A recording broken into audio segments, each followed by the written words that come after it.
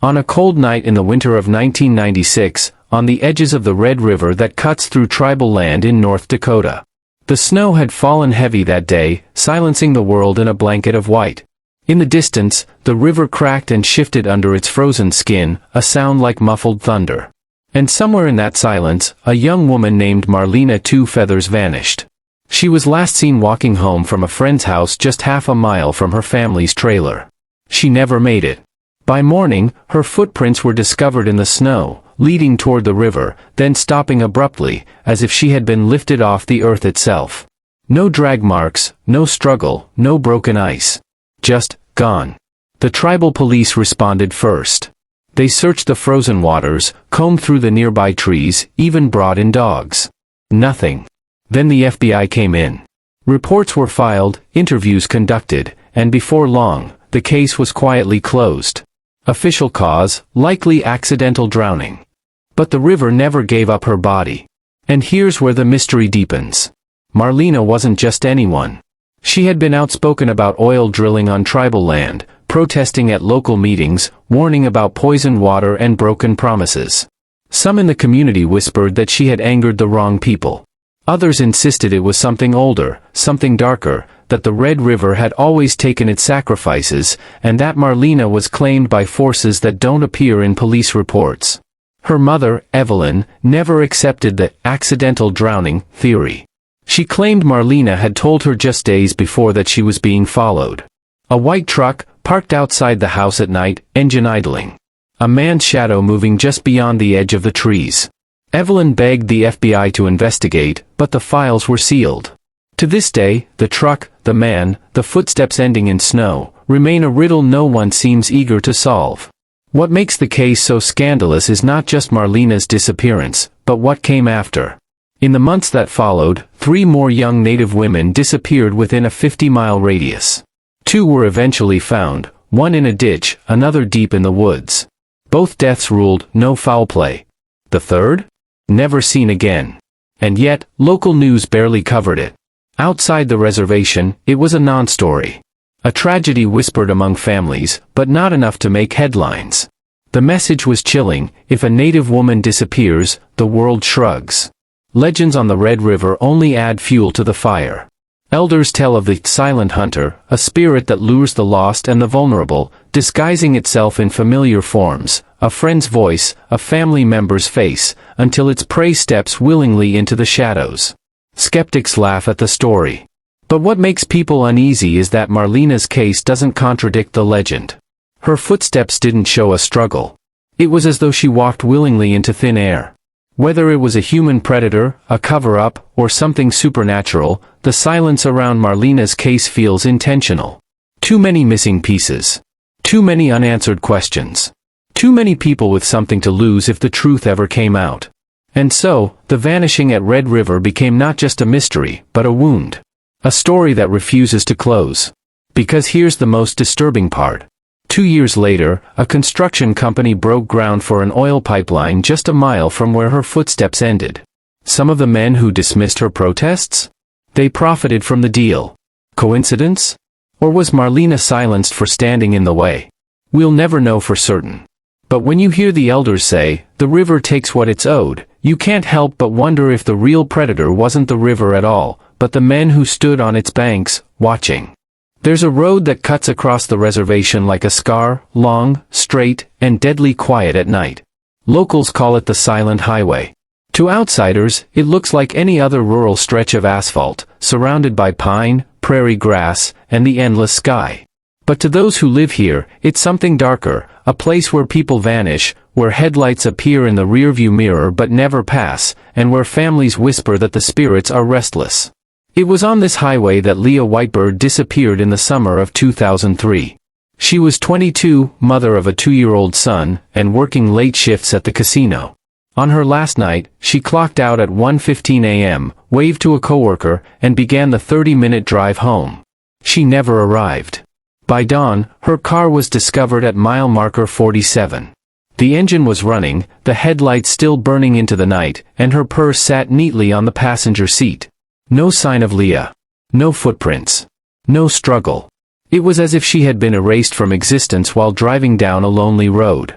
Her family pleaded with authorities. At first, the tribal police investigated. Then, jurisdictional confusion kicked in, the endless legal maze that plagues nearly every Native American crime.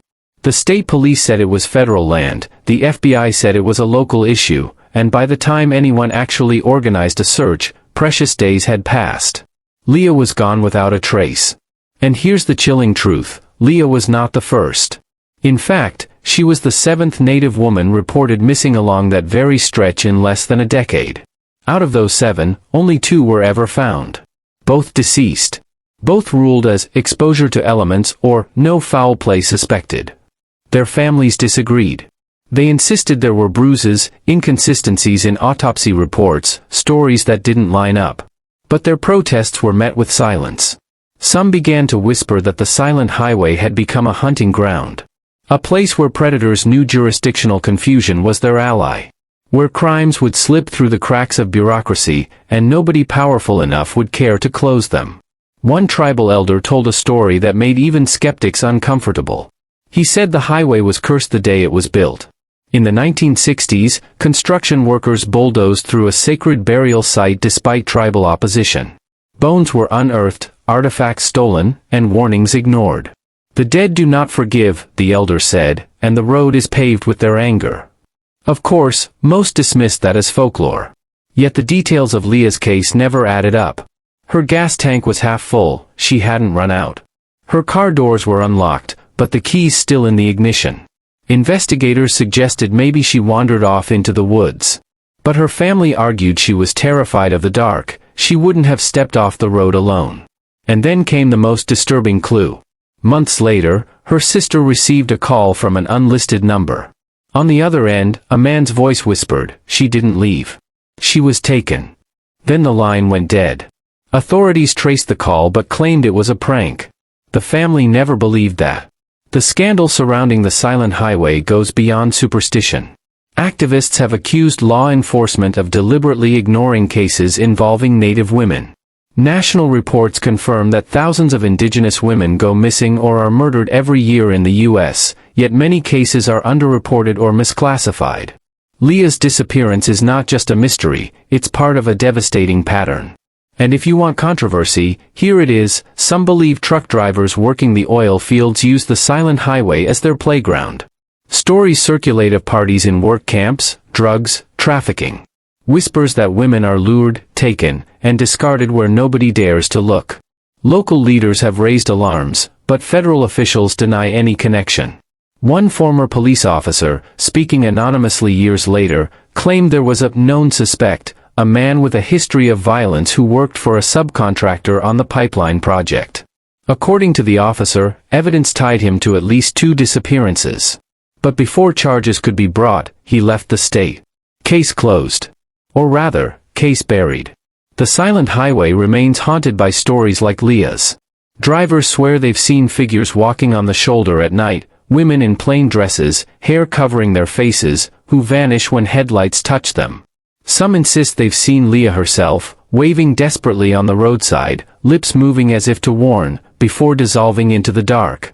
And maybe that's the cruelest part of all, when a disappearance is never solved, the missing are never allowed to rest. They become shadows on the highway, reminders of lives erased without justice.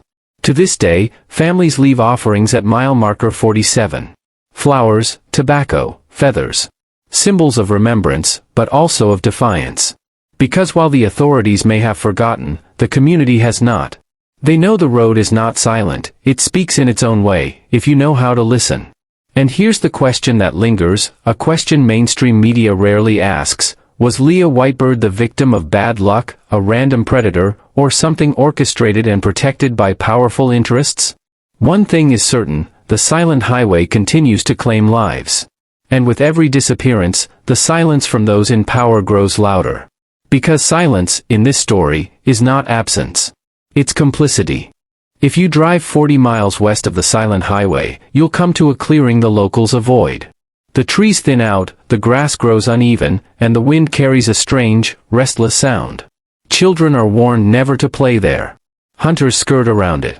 And if you ask why, the elders will answer with one phrase, that is the cursed ground.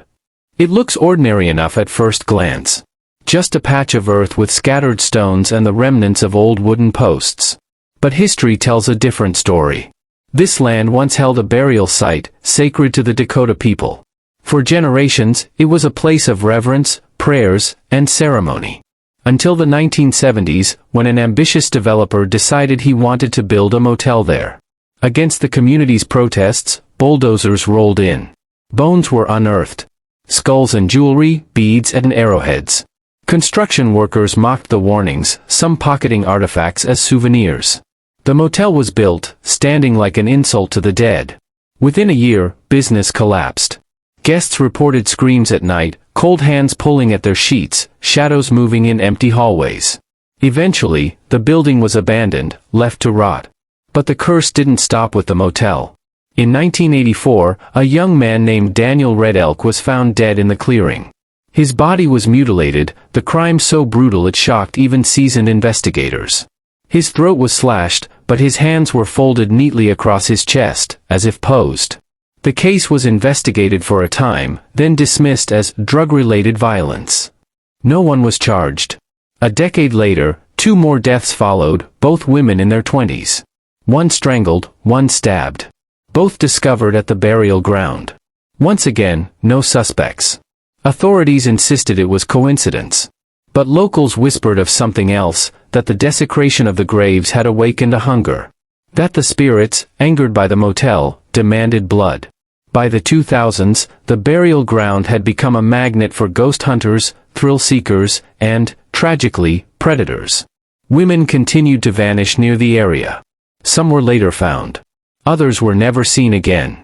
The pattern was disturbingly consistent: native victims, violent ends, and investigations that fizzled into nothing. And here's where the scandal sharpens. Journalists who attempted to dig deeper discovered that the motel developer had been a wealthy donor to state politicians. Complaints from tribal leaders were ignored, lawsuits dismissed, evidence misplaced. It seemed as if protecting business interests was more important than protecting lives. One local reporter, James Weller, wrote an expose in 2007 linking the deaths to trafficking networks operating in the region. He suggested the burial ground was being used as a dumping site, its cursed reputation discouraging casual visitors, making it the perfect cover. Weeks after his article was published, Weller lost his job. His editor claimed budget cuts. He later confided to friends that he'd received threats, warning him to stop digging. So which is it? A supernatural curse, or a calculated human crime concealed by power? Perhaps both. Because the most terrifying thing about the burial ground isn't the legends, it's the reality that human monsters thrive under the shadow of myth. Take the case of Angela Ironcloud, who disappeared in 2012. Her car was found near the burial ground, keys still in the ignition. Locals organized a search. They scoured the woods, the clearing, the abandoned motel. Nothing. Weeks later, her body was discovered miles away, buried in a shallow grave. The autopsy report was vague, cause of death undetermined. Her family claimed her wrists showed signs of binding. Authorities disagreed. Case closed. Yet what makes Angela's case impossible to ignore is what surfaced after. A witness came forward, a teenage boy who admitted he'd seen a truck parked near the motel the night Angela vanished. He described the driver as a white man in his 40s, someone he thought worked security at the nearby oil camp. The tip was noted. Then buried. No follow-up, no arrest, no public record. The burial ground is not just cursed, it's contaminated by corruption. The legend of restless spirits becomes a convenient excuse, allowing real criminals to operate in plain sight. Families are told the land is haunted, while their daughters are forgotten. But here's the twist that makes even skeptics shiver. Security footage from a gas station 2 miles from the burial ground showed Angela alive just hours before she vanished.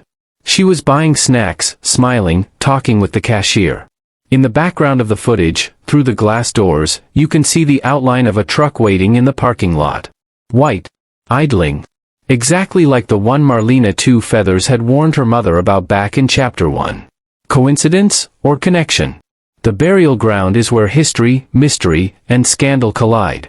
A place desecrated by greed, haunted by unsolved crimes, and protected by silence. Whether it's spirits or men that stalk that clearing, one fact remains: the ground is soaked with injustice. And if curses are real, perhaps they don't come from the dead at all. Perhaps they're born from the living, the greed, the corruption, the cover-ups. That's the curse we can't escape. Even now, the abandoned motel still stands, its windows broken, its halls filled with graffiti and mold. But if you step inside, locals warn, don't go alone. They say you'll hear footsteps behind you. And sometimes, a voice. A woman's voice. Calling for help. The question is, are you hearing the dead, or the echo of the living, still trapped in the silence of their unsolved crimes? Behind every headline, or lack of one, there is a family left broken. Mothers who stop sleeping. Fathers who sit on porches all night, waiting for headlights that never appear. Children who grow up believing their mothers simply vanished into thin air. This chapter is not about ghosts in the woods or cursed roads.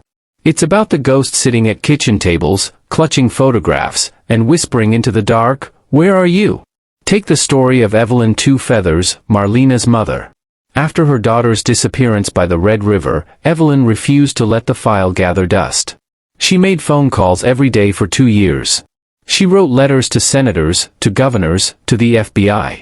She begged journalists to pay attention. And every time, the answer was the same: we're doing everything we can.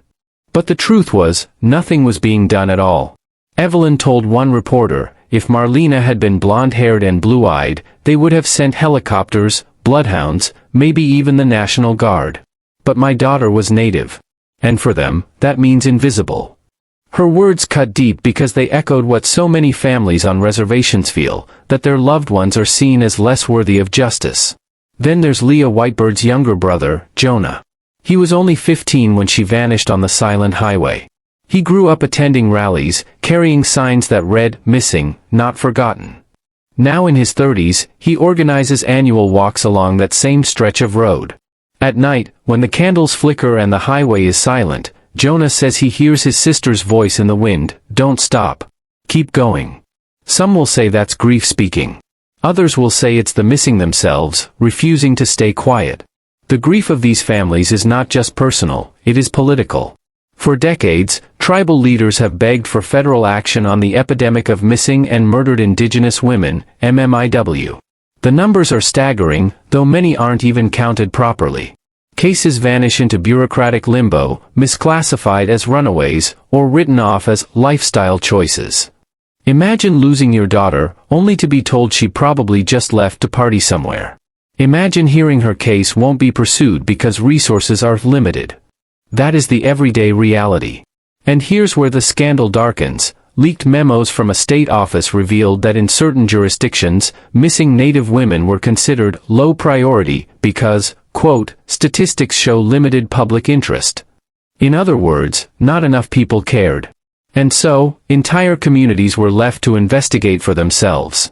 You see it in the mothers who form search parties. In the fathers who comb the woods with flashlights until dawn.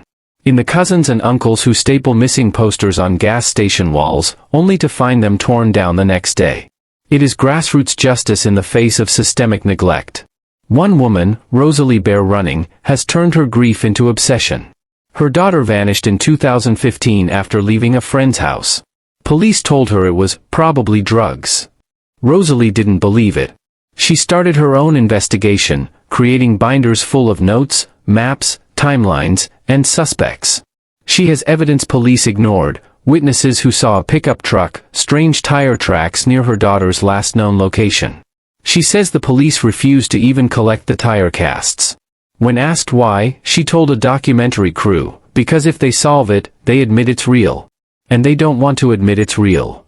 There's an old saying on the reservation, the dead keep speaking, if you're willing to listen. Families often report dreams, visions, or uncanny coincidences. A grandmother swears she saw her missing granddaughter in a dream, standing on a dirt road pointing toward the woods. The next day, volunteers searched that exact spot and found the girl's torn jacket. Coincidence, or something more? Skeptics dismiss it, but for the families, these whispers from the missing are not only real, they're the only clues left. But let's not romanticize the pain. There is nothing mystical about a mother waiting decades for an answer that never comes. There is nothing sacred about authorities shrugging off a death as exposure when the bruises on a girl's arms tell a different story. And there is nothing supernatural about a government that values oil contracts more than native lives. The controversy is not just about missing people, it's about stolen futures. Each name is not just a case file. It's a child who never grew up, a mother whose kids are now raised by grandparents, a sister whose laughter is now a photograph on a t-shirt. And the cruelest twist of all? When these families demand justice, they're often accused of stirring trouble, as though their grief is inconvenient to the powerful. But trouble is exactly what they stir. Marches, rallies, vigils. Hashtags and red dresses hung in silent protest. Every candle lit at these vigils becomes a flame against the darkness, a reminder that silence is not acceptance. Still, whispers of the missing linger. Sometimes in dreams, sometimes in cold case files, sometimes in the halls of government where politicians are finally forced to answer uncomfortable questions. The dead may not have voices, but their families do. And those voices are growing louder. Yet, for every story that breaks through, countless others remain in shadows. Families are told to move on. Reporters move on. Politicians move on. But the whispers don't stop. They grow louder with every unsolved case, every unanswered phone call, every mother who refuses to bury an empty coffin. Because the missing aren't truly gone. They live in the hearts of the families who fight, in the nightmares of those who ignore them, and in the whispers that echo across tribal lands. We are still here. We are still waiting. For years, the stories of Marlena, Leah, Angela, and so many others existed as fragments, separate tragedies whispered across reservations, dismissed by officials, and ignored by the wider world. But sometimes, threads begin to tie themselves together. And when they do, the picture that emerges is far more disturbing than anyone expected. It began with a leak. In 2018, an anonymous envelope arrived at the office of a small tribal newspaper. Inside were photocopies of what appeared to be official case files, FBI memos, state police reports, and handwritten notes. Across the top of several pages were the words, "Restricted Access." At first glance, the documents looked like standard investigative material. But one detail jumped out: the names of Marlena Two Feathers, Leah Whitebird, and Angela Ironcloud all appeared on the same internal list. A list labeled, "Unresolved High Risk, Do Not Pursue." Do not pursue. The journalist who received the package, a woman named Tara Begay, thought it had to be a mistake. But as she read on, the implications grew darker. The files showed patterns: missing women clustered near pipeline construction sites, highways used by oil companies, and old motels once tied to developers with political connections. Witness statements were included, but many were stamped inadmissible. Leads were marked, not actionable. And then came the bombshell, a memo dated 2004, signed by a senior federal agent, instructing field officers to minimize resource allocation on native missing cases unless linked to broader federal interest. In plain English, it meant, don't waste time unless it benefits the government. The scandal was explosive. Tara prepared to publish. But before the story could run, her editor killed it. He said there were concerns about credibility. Days later, Tara's hard drive was stolen in what police called a random burglary. Only the laptop and files were missing. Nothing else. But Tara had kept copies. And in those copies lay the twist that ties the threads together. One document referenced surveillance photos of a white pickup truck repeatedly spotted near reservation lands. The description matched what Marlena's mother had warned about before her disappearance. It matched the truck seen at the burial ground on the night Angela vanished. It matched reports from families who swore they saw the same vehicle lurking outside vigils and protests. Even more chilling, the truck was registered to a security company contracted by an oil pipeline consortium. A company with deep ties to politicians, law enforcement, and even federal agencies. Think about it. The women who vanished weren't random. Many had spoken out against drilling, against land grabs, against environmental destruction. They weren't just victims of circumstance, they were obstacles. And obstacles, in the eyes of the powerful, can be removed. If true, it's a conspiracy scandal big enough to shatter trust in every level of authority. Imagine federal agents instructed to look the other way, state police dismissing evidence, tribal leaders silenced with threats or bribes, all while companies profit off land soaked with both oil and blood. Tara risked everything to chase this story. She reached out to whistleblowers, former security guards, even ex-officers who admitted off the record that yes, there were unwritten rules about which cases deserved attention. One man confessed that he had been told explicitly, "These girls are troublemakers. Don't waste your badge on them." But when Tara tried to bring this to national media, doors slammed shut. Editors cited lack of verification. Others admitted bluntly, it's too political. Too messy. Too messy? Try telling that to the mothers still lighting candles every night. The secret files reveal a chilling truth: the silence around Native disappearances isn't just neglect. It's policy. A policy designed to protect profit and power. And the most controversial part? Evidence suggests some of the so-called legends around haunted roads and cursed grounds were deliberately encouraged. A smokescreen. If people believe a spirit took their daughter, they won't look too closely at who's driving the white truck parked outside. Suddenly, the dots connect. Marlena's footsteps ending at the river.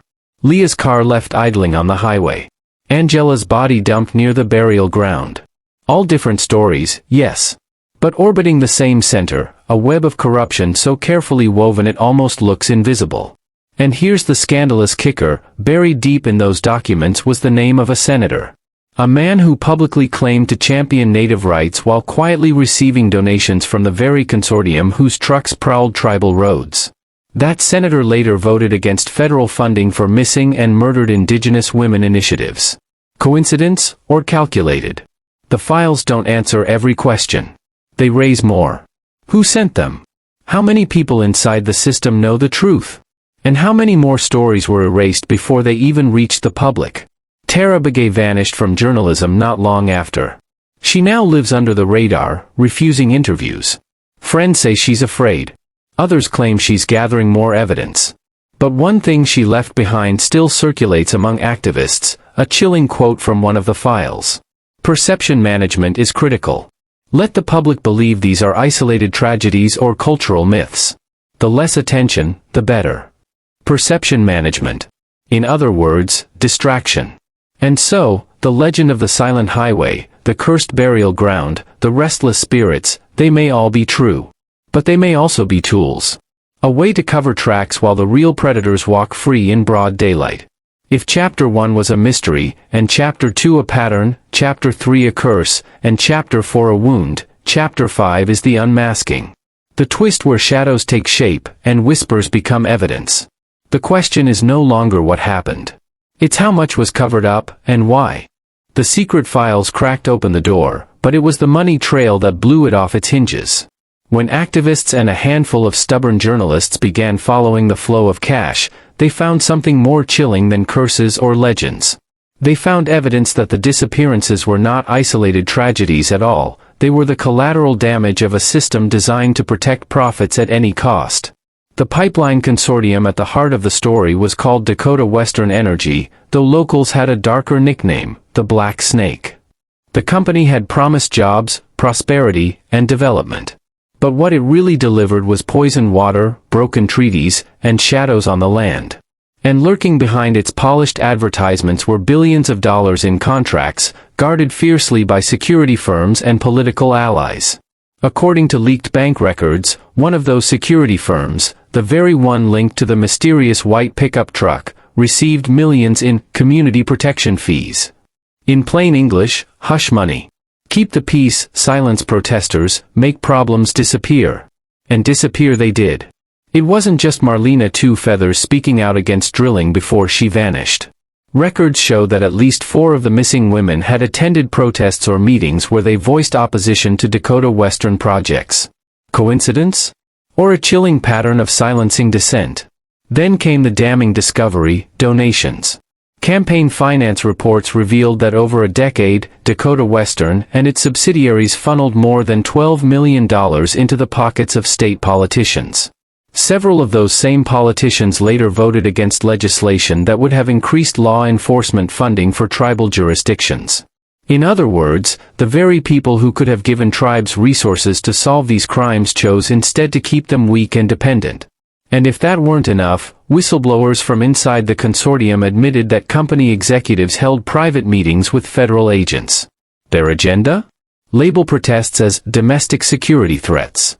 That label conveniently allowed the use of private security forces with minimal oversight. The same forces driving the white trucks. One whistleblower confessed that he overheard a chilling directive during a strategy call. Control the narrative. Anyone who goes missing is either a runaway, a drunk, or a ghost story. Keep it that way. Control the narrative. That phrase appeared again and again. It was why Leah Whitebird's death was ruled exposure. Why Angela Ironclad's autopsy was vague. Why Daniel Red Elk's mutilation was dismissed as drugs. Every truth bent, every file watered down, until the official record became nothing but lies bound in red tape. But the scandal reached even higher. Investigators traced payments not just to state officials, but to a sitting U.S. senator, the same man whose name appeared in the secret files. He received donations, yes, but also lucrative stock options in companies tied to Dakota Western. His campaign speeches about protecting Native communities now rang hollow. Especially after records showed he'd voted against federal investigations into MMIW cases multiple times. The revelation was explosive. Activists staged marches outside his offices, holding up photos of the missing. Protesters shouted, "Blood on your hands." But mainstream media barely touched the story. Too controversial. Too tangled in politics and corporate money. Meanwhile, tribal communities lived the reality. Security trucks still prowled at night. Protesters were still harassed. And the missing? Still missing. But blood money leaves stains. One accountant from inside Dakota Western leaked a ledger showing incident settlements, coded payments to families of victims. Small sums of cash delivered quietly, labeled as community support. One grieving mother admitted she was offered $5,000 to move forward after her daughter's death was ruled accidental. She refused. Others, crushed by poverty and despair, accepted. Silence had a price tag. Here's the most scandalous part. Federal agents weren't just looking the other way. Some were actively complicit. A leaked audio recording caught one agent laughing, "If these people want ghosts, give 'em ghosts. Better that than pointing fingers at us." That audio spread online like wildfire. But instead of sparking outrage in Washington, it was dismissed as taken out of context. The story died in the news cycle. And yet, in the reservations, people remembered. They whispered names, traded documents, pieced together patterns. Because when official justice fails, communities build their own. Underground networks of families began tracking white trucks, recording license plates, filing their own evidence. They called it shadow justice. It wasn't perfect. But it was more than what the government was giving them. The phrase blood money became a rallying cry. Red handprints painted on walls. Murals of missing women with dollar signs dripping in blood. At vigils, speakers asked the same haunting question, how many more lives before the profits stop? And yet, Dakota Western continued to expand. More pipelines. More contracts. More silence. Each new project felt like another insult, another layer of earth piled over the graves of the forgotten. The connection was undeniable now. Greed and corruption weren't side notes to the mystery. They were the engine. The missing weren't lost to fate or folklore. They were casualties of a system where land is profit, people are expendable, and silence is bought. The question hanging over it all, who will break the silence? Because scandals fade, news cycles move on, and politicians retire with their pockets full. But the families remain. And the missing remain. And the blood money, like oil, seeps into everything, staining it forever. The lingering, unshakable resonance of all that has happened. It is the sound of unanswered questions, of shadows that refuse to rest, and of the truths that, for decades, have been buried under bureaucratic indifference and corporate blood money. The tribal lands are quiet now. The Red River moves slowly under ice, the silent highway stretches endlessly into the dark, and the abandoned motel at the burial ground stands like a monument to neglect. Yet beneath this seeming stillness, life continues, and so does the fight for justice. Families walk the roads at night with flashlights, cameras, and cell phones. They document every truck that lingers, every suspicious movement, every whisper that might be a clue. Some nights, the wind carries voices they recognize, the laughter, the cries, or the calls of their missing daughters. They call them echoes, not ghosts, because these sounds are rooted in reality, evidence, memory, and grief. One elder, Maya Running Horse, explains it simply: the land remembers. The missing speak through the earth. Listen carefully, and you will hear their story. And perhaps she is right.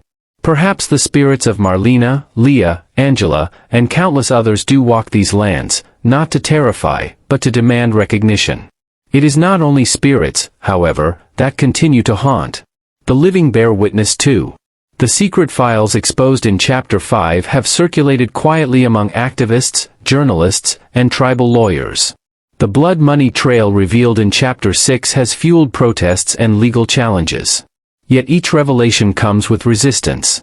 Powerful interests, backed by wealth and government connections, still attempt to suppress the truth. Whistleblowers are silenced, journalists are threatened, and families are warned to stay quiet. Yet silence is no longer an option. Across the nation, Indigenous communities are organizing. Social media amplifies voices that were once ignored. Campaigns like #MMIW and #RedHandDay shine a light on cases the mainstream media will not cover. Every post, every share, every protest forces the world to confront what it would rather forget: that justice has a racial and political dimension, and Native women are disproportionately at risk. The echoes are not only a call to action, they are a mirror to society's conscience. How many lives were lost because someone in power calculated that Native voices were expendable? How many families have been denied answers because corporations and politicians prioritized profit over people? Yet amid the horror, there are stories of courage. Evelyn Two Feathers continues to speak publicly, her voice unwavering despite threats. Jonah Whitebird still leads candlelit walks along the silent highway, his steps a ritual of remembrance and defiance. Rosalie Bear Running's meticulous investigation into her daughter's disappearance has inspired other families to document their own cases, creating a decentralized network of accountability. And here is the paradox: the more powerful attempt to suppress truth, the louder the echoes grow.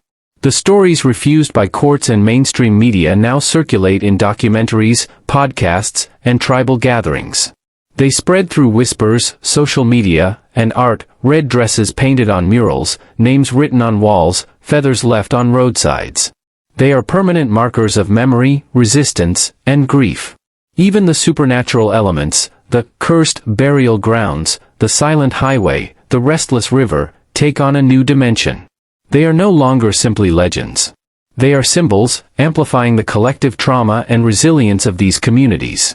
A white truck in the night is not just a mystery, it is a reminder of real-world danger. Shadows moving in abandoned buildings are not just spirits, they are echoes of systemic negligence. And when families report dreams or visions, they are not indulging fantasy, they are translating trauma into language that demands recognition. Yet, there is one final scandalous truth to confront. The same senator, whose donations and stock options tied him to Dakota Western, has never been held accountable. Federal investigations stalled. State oversight committees quietly disbanded. And the companies profiting from tribal land continue to operate, expanding pipelines, exploiting resources, and leaving communities vulnerable. The question remains: how long will the powerful be allowed to move in shadows while the missing remain unaccounted for? And this is where the story turns from narrative into responsibility. The echoes in the dark are not just haunting, they are instructive. They demand engagement, awareness, and action. They challenge viewers, listeners, and readers to consider complicity. Every decision to ignore, dismiss, or rationalize is a decision to let the cycle continue. Every silence is a reinforcement of the system that allowed Marlena, Leah, Angela, and so many others to vanish without justice. Yet even in this darkness, there is hope. The whispers of the missing carry not just sorrow but also resilience. Families fight back. Communities organize. Activists pressure the media and government to report, investigate, and enforce. And slowly, the invisible begins to become visible. The final echo comes as a question, lingering over the lands and lives we've explored. It is a question that does not have an easy answer. Will you listen? Will you hear the voices, see the evidence, and demand accountability? Will you recognize that these mysteries and crimes are not isolated stories, but the product of systemic injustice, greed, and indifference? Because the missing are not gone. They are here, in every red handprint, every candlelit vigil, every whispered memory, and every uncovered secret. And the echoes of their lives, silenced but unforgotten, will continue to resonate as long as people are willing to pay attention. And so the story closes, not with resolution, but with vigilance. The haunted roads remain, the cursed grounds remain, and the blood money trails remain. But the communities, the families, the activists, they remain too. They carry the weight of memory, the fire of justice, and the unyielding hope that the missing will someday be remembered, not as ghosts, not as statistics, but as real people whose lives mattered. The echoes in the dark are not only warnings, they are demands. Listen, watch, and act. Because when we do, the shadows start to fade. And only then might justice begin to walk in the light.